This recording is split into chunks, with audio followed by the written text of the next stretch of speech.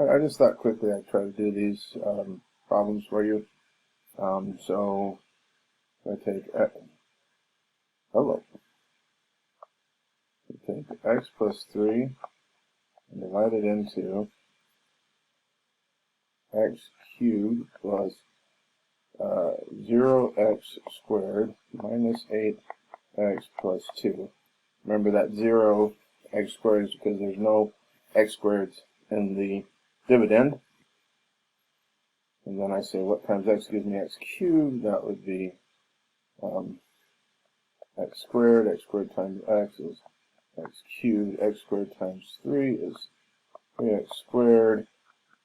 Then we're going to subtract those. So x cubed minus x cubed is 0x cubed. 0 minus 3x squared is negative 3x squared. What times x gives me negative 3x squared would be negative 3x.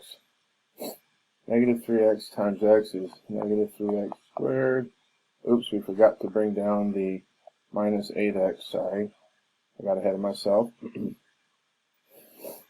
Alright, back to that. So negative 3x times x is negative 3x squared. Negative 3x times 3 is what? Negative 9x. And then we're going to subtract. And negative 3x minus 3x is 0x, or negative 3x squared minus 3x squared is 0x squared. Negative 8x minus negative 9x is positive x.